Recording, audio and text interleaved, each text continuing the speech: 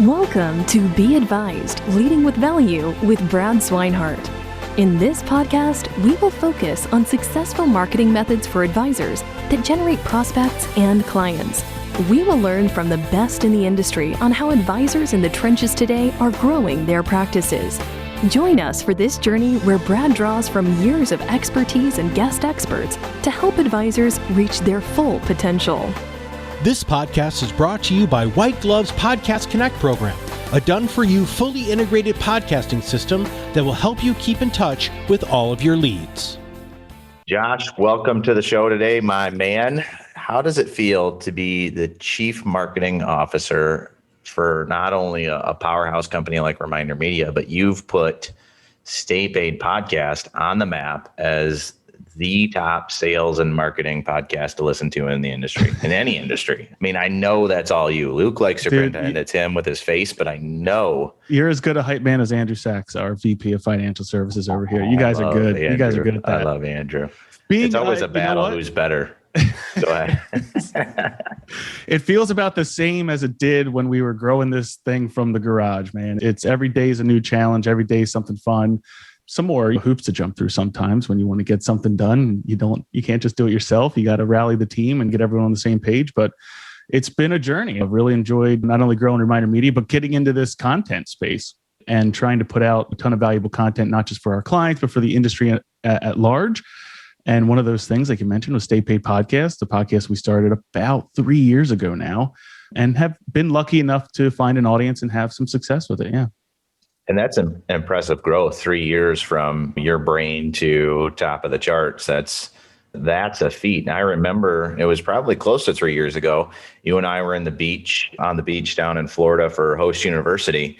And we were just chatting content, like what kind of content what should we put out there that advisors would care about or that they would read? And since then, every single time I open my phone or get online, I see Luke's face just plastered everywhere. That's thanks to our marketing team and their ability to retarget you. Although that's getting tougher, man, with some of the new changes that Apple's been pushing out. But yeah, that's always the battle, right? Marketing is always changing and evolving. What worked yesterday won't work tomorrow. You got to constantly stay on top of it. Well, one of the things that we found early on, and we started putting out content 10 years ago with blogs and then maybe ebooks and things like that. And then maybe 5 years ago, we really started getting into video, mainly led by Luke, Luke Acree, our president, his thought leadership.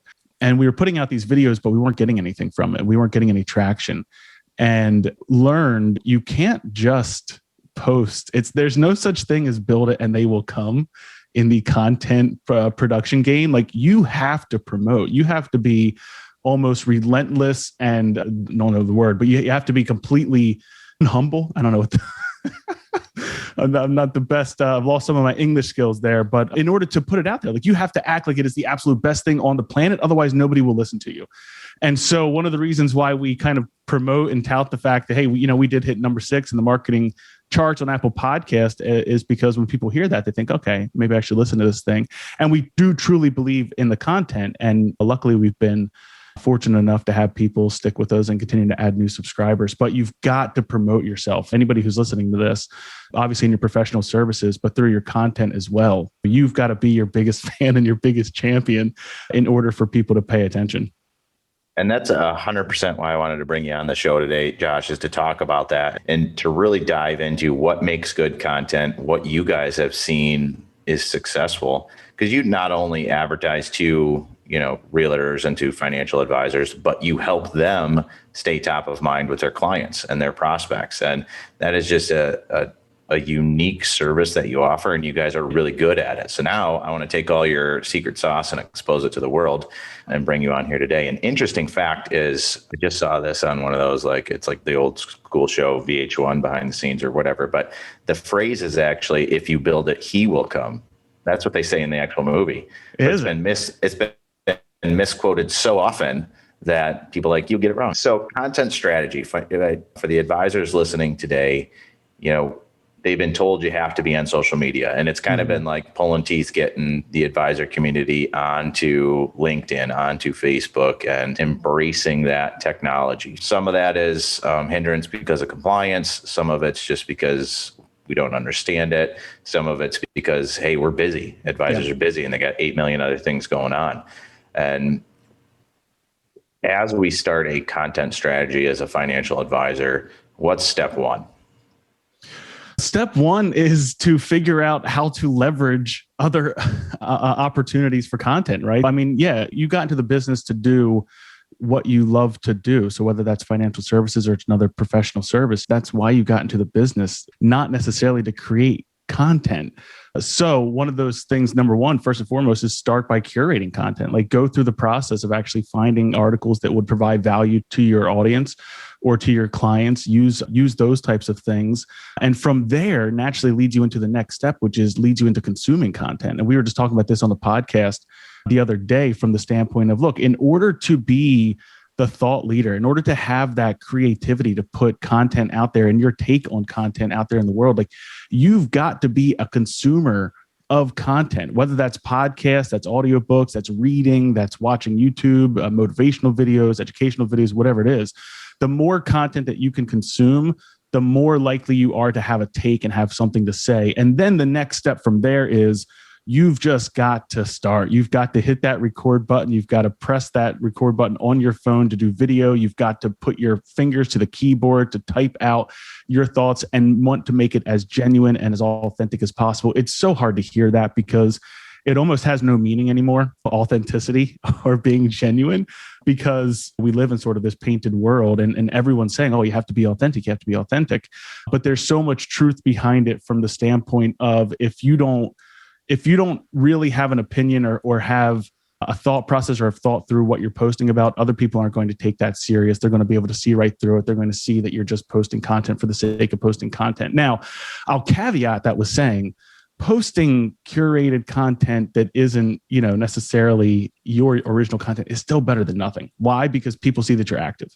And when people look you up, especially on social media, and that's why I think it's been such a push to be active on social media, because they're search engines at this point. They're trust signals, right? Whenever somebody looks you up as a professional, they're going to look you up on Facebook, or they're going to search you on LinkedIn, or they're going to check for your Instagram to see who you are, because you are the product. You are the person that they are going to work with. You're what they're buying whenever they're using your services. And if you're not active, that naturally puts a thought into the consumer's mind in terms of, oh, well, are they really busy? Are they really successful? Are they actually showing that activity? Because when you see that, you think, okay, this person has an opinion, this person has education, this person has a take, and also I can connect with their personality. And what's so interesting is so many of advisors' ideal clients pick up their news from social media sites. I mean, it's astounding how often people are on that and they're paying attention to it. And that's where they get most of their misinformation along with their regular information. And what you said is, spot on. Authenticity. That is the key to landing any client, is for them to know, like, and trust you. And you can't do that without showcasing authenticity. And that's why WhiteGlove is a big believer in in-person seminars, big believer in webinars, because they're seeing your personality. They're seeing you speak. They're seeing you as the expert. And you're right. It becomes harder and harder to, I love that, trust signals, right? I love that. Mm-hmm. I wrote that down. That's a great term. But it comes harder and harder to showcase that virtually. And one of the things that we found is that, and you talk to video, is that the selfie style videos, the little bit unpolished videos where they're just speaking, those actually perform 10 times better than the polished sit down, record, professional shot. I'm a professional. I say every single word correctly. That people scroll past that, where they'll watch the selfie video as long as it's engaging. Well, it's because you don't trust that produced video. So often you see, and there's a time and place for production, especially brands, like a larger brand, you need that production value. You need that polish because you're representing something a little bit larger. But as an individual, and even us with our company at the size that we are, the videos that you mentioned earlier, where you see Luke just talking into a phone, when we run Facebook ads, those outperform the produced videos or the commercial looking videos over and over again, because people naturally have a skepticism towards bigger brands. but they're used to and they're familiar with the idea of being able to see someone recording it in selfie mode on their phone. It's also better for the device, right? So these are vertical devices. You want to record. I came from a video and design background. So it took me a long time to let go of filming everything in landscape mode, right? Or that horizontal mode, because that's the proper way that you film video. But no, that can't be true, Josh. That can't be true, Josh. I'm 100%. I haven't seen a landscape video in 10 years. Well, there's actually stats. I think square videos are watched 30% more than landscape videos. So there's all the statistics back it up in terms of what type of video to shoot, what format as well. What do you think about captions on videos for social media? So you have to do captions because it's like 70 or 80% of people watch videos on Facebook. I'm not sure if LinkedIn has like a different statistic. I'm sure they're all the same. Watch without the sound on. So at the very least, let the platforms auto-generate captions for you. You can go back in and scrub those captions and make sure any misspellings, because they always hear words wrong. It's actually how we came up with some funny things in our own company with the captions that it would end up writing for our Stay Paid podcast. So you can go back in and fix those up. Another thing you could do is you could upload the video to YouTube, and then that lets you download the SRT file, which is you can then re-upload to any social media platform for your captions. And then the last thing, if you don't want to go through and subtitle or caption everything out, you could, if you have a video editor that you're working with, even if it's not subtitles on the screen, but you're putting words and putting movement on that video, people are going to be more likely to stick around and engage with it, because looking at a 3-minute video of just someone's face might not be the most engaging thing. But if you've got some interesting things going on with your copy and your captioning as well, that really keeps people engaged. And I love what you said earlier about there's a certain place for those polished videos. And I think that place is in your lobby, at your office. I've spoken with a lot of successful advisors that have just a system. Someone comes in, no matter what time they get there, they're going to sit in the lobby for 5 minutes. And while they're doing that, there's the intro video that's just repeat on a nice TV in the lobby, right? Your website's another area. Website's another area that you would want to consider doing something a little bit more produced, a little more evergreen. Right. So evergreen, meaning it's going to be content that lasts a long time. It's not super news. It's not news or anything that's necessarily constrained to a time and place. That's what your social media is for. Whereas your website and, like you're saying, your lobby and your other branding is that more evergreen produced content. And I like what you said earlier, getting back to the content strategy is first ingest it, right? Figure out what's out there. And I think it's important to clarify that advisors should be ingesting the content and paying attention to the platforms that their ideal clients are ingesting. Mm-hmm. One thing I always recommend when I talk to different advisors and they say, oh, should I be on Clubhouse? Should I be on TikTok? Should I be on Instagram? Should I be on XYZ new social media site? And I always just say, well, just get on it, hang out there for a couple of weeks and see what type of content is on there. And if after that you feel like you understand it and you can contribute to it, and that's the type of content you want your business associated with, well, then yeah, dive in. Usually after that, they always come back and say, I don't want anything to do with TikTok, but I almost agree with that. But also, like, follow things that aren't necessarily in your industry as well. So follow designers on Instagram, follow social media influencers on Instagram, copywriters, like find these people in the marketing space, because ultimately you're on what is being used as a marketing platform. I would not be on Facebook if I didn't use Facebook for my job. I probably wouldn't be on Instagram either. I don't know. There's some good meme accounts on Instagram, so maybe I'd be on there. But if it wasn't something that I needed to know in order to reach my audience and be where everybody is, I might not be on there. So that's when looking at who to follow or looking at, hey, should I get into this game or not? In order to really learn what's going to work and help get you to grow an audience and get some traction out there, you've got to be watching these people who have really mastered it already. And then take what you know, right? Take your professional, take your industry expertise, and then use what they're saying as terms of like Instagram hacks or LinkedIn hacks to be able to connect with more people. And then that's where you would put in your expertise to really add the value to your client base. And that makes perfect sense, right? Like, pay attention to the content that's working. If someone's got 2 million followers, there's a reason. And we always tell people, like, subscribe to marketing newsletters. Go subscribe to Grant Cardone's newsletter.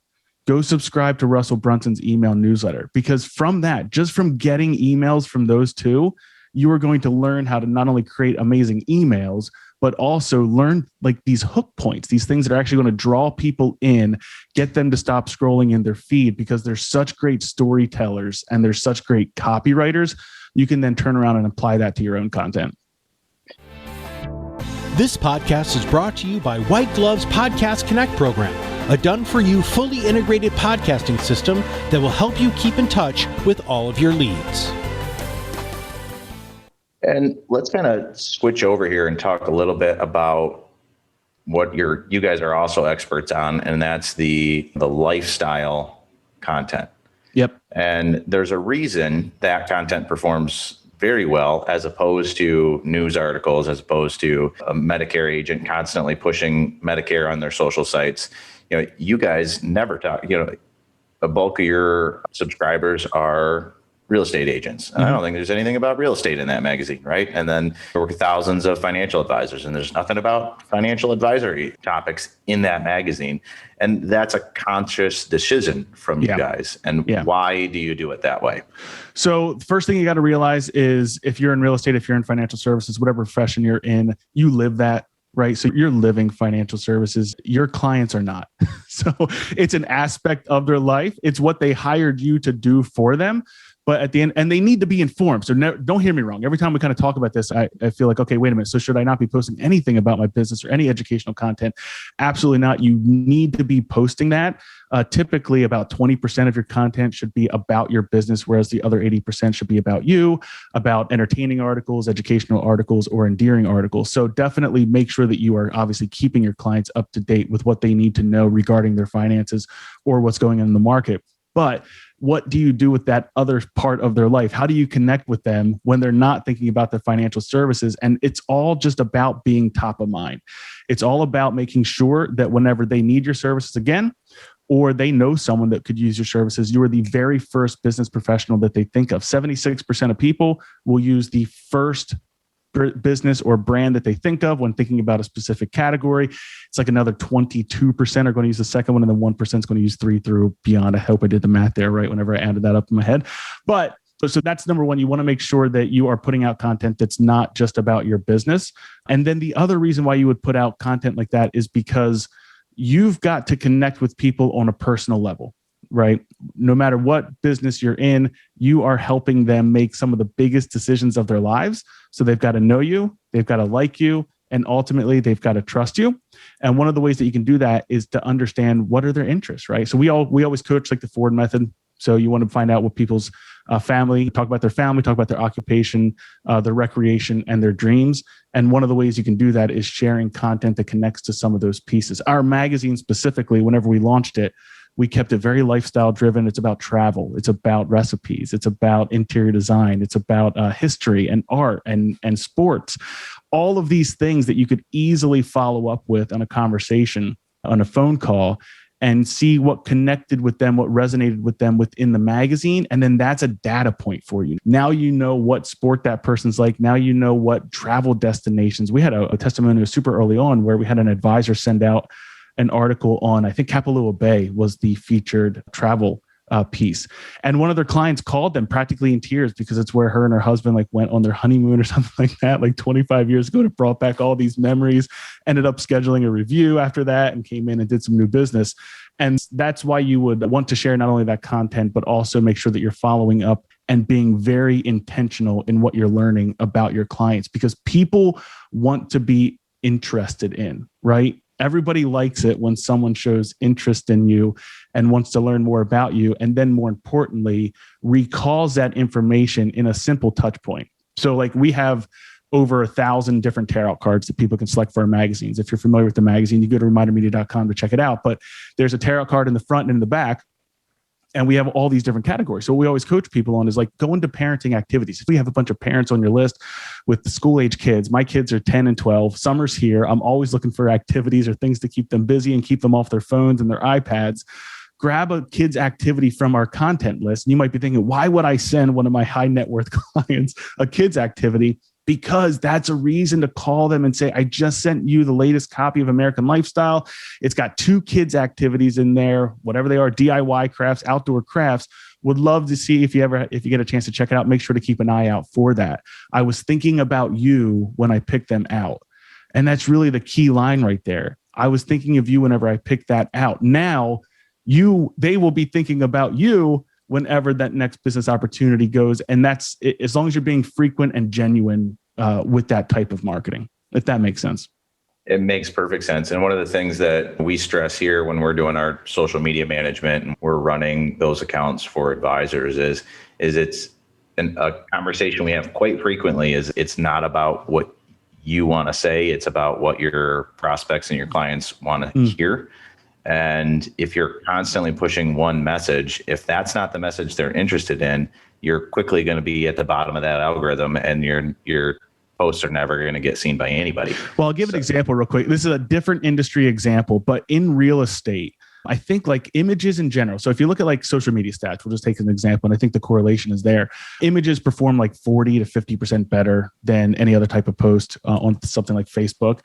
If you then go to how many posts per industry that post images, right? Real estate posts the most images of any profession. Their engagement is like 7%. So they have one of the lowest engagement posts in those photos. Why? Because they're only posting photos of homes. So literally you're supposed to be set up for success by posting photos based on the algorithms, but their engagement is so low because they're only posting about what you said, which is what they care about, not what their clients care about. I love that. And it translates to so many other industries as well, as just staying top of mind is not about constantly selling. And as successful financial advisors understand this, your top clients, you don't call them all the time to sell them something. You call them to check in. You call them to talk about their personal lives. You know them on a personal level, most likely. You know their interests. I mean, Josh and I have a awesome professional relationship together. ReminderMedia and WhiteGlove do co-promotions all the time. We're great partners, peanut butter and chocolate, I always say. But half the time we're just shooting it and talking about whatever, right? What kind of beer is on tap today? Brad's hair looks. Oh, do you still have the man bun? Is it? Yeah. Oh, yeah. Oh, yeah. It's still there. It's well on my way to becoming a Viking. So got that Ragnar Lothbrok look going on. I think that at some point I'll have to get the face tattoo, but I'm holding off as long as possible because I don't know how well WhiteGlove will like that. But you kind of got that cut already. You could get one of those head tattoos like Ragnar. I could totally get a head tattoo. You would rock it for sure. So yeah, I could never hide my head tattoo. I could totally get one. So if you're a financial advisor, okay, you know what? Josh has now convinced me I need content. I need to start reading. First, I need to start reading things, right? I need to start absorbing. I need to see what's working. Now I want to build a content strategy. What are some very effective ways to multiply content? Right? I know you guys do a great job of it. If I see Luke doing a podcast, then I also see a video of it. I see a meme of it. I see a post with a picture of you guys sitting next to each other. I see an article that comes out about the podcast, right? You're taking one piece of content and you're multiplying that into multiple channels and multiple content. So what would your suggestion be for advisors looking to do that? Yeah. So the thing with repurposing content, right? So you can easily create 5, 6, 7 pieces of content for one longer form of content. I would give as a framework, this is something we actually shared on our podcast. We walk people how to do this. It's Gary Vee's content pyramid. And so what he kind of starts with is it's an upside down pyramid and you start with the long form piece of content. So a great example and kind of to tie in what you guys are already doing with advisors, but if you're doing a seminar or you're doing a webinar, recording that, and then using that as a piece that then you can cut up. So multiple things you can make from that, right? You can cut up video clips. You kind of have to think of, all right, what's the most interesting video clip or the most interesting 30 to 60 second clip from this presentation that I can put out to my audience? Go hire a video editor. Don't do it yourself. Go to Fiverr and find someone that will edit videos for you for $5. They'll create probably 5 or 6 clips from you. Just have to give them the timestamps. Then they'll caption them. They'll put those together for you, post those. And then what's really interesting is listen for audience feedback, right? Listen for what is people are actually resonating with. You'll be able to tell very quickly which of your posts are getting engagement, which of your posts people are just kind of scrolling through. And then from there, use that as a way to plan out more of your content. So you want to make more content like the stuff that is engaging with your audiences. Another thing that you can do with that, you can write a blog post, right? From a longer form piece of content. You can post that on Medium. You can post that as a LinkedIn post and create it that way. You can hire someone to chop up your videos for Reels, for Instagram, or for your video on LinkedIn and various places like that. And then you want to kind of be aware of the areas, the platforms that you're posting your content on. So those quicker cuts, 30 to 60 seconds, that's for your Instagram, that's for your Facebook videos. You can go a little bit longer on LinkedIn. So maybe take a 3 to 5 minute clip for your LinkedIn post, and then your longer clips you would post on YouTube.